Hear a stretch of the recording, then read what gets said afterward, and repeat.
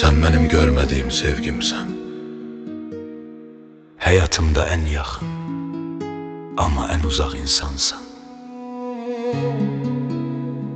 Belki hiç görüşmeyecek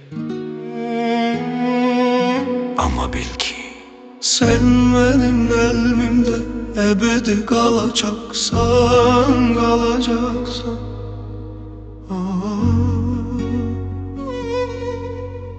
Geceler adın boğur nefesimi, susuram çünkü sesim sene çatmaz. Hayallerimde toxunuram sene, ellerim boşluğa çatır sen yoksan. Hamı geçti, hamı değişti, ama bu sevgi kalbimde hele de kalır.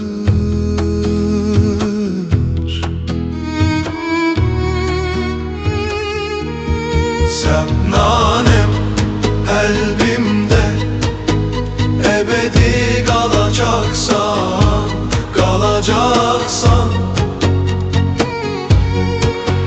Görmediğim sevgim, bitmeyen derdim.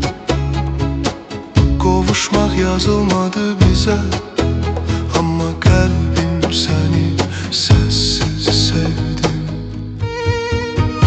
Sen benim kalbimde ebedi kalacaksan, kalacaksan. Sonsuz sevdiğim sen.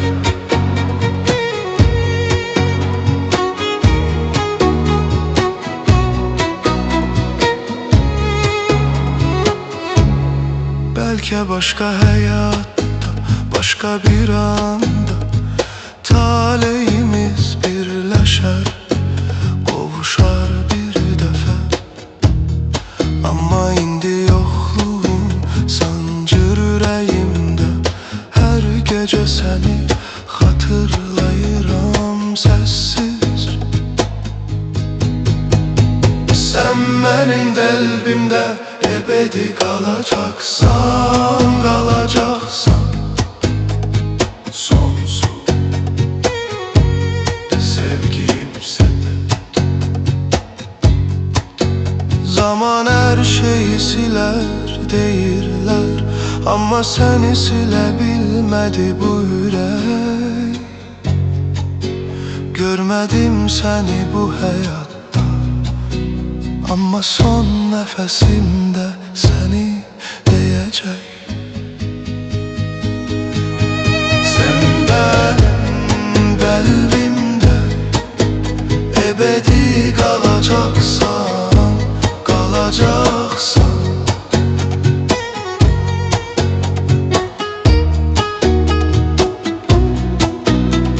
Sonsuz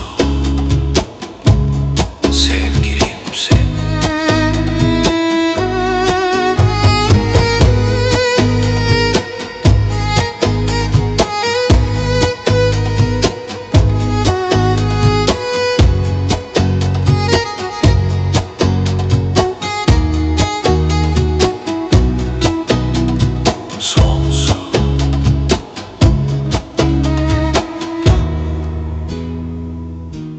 Sen.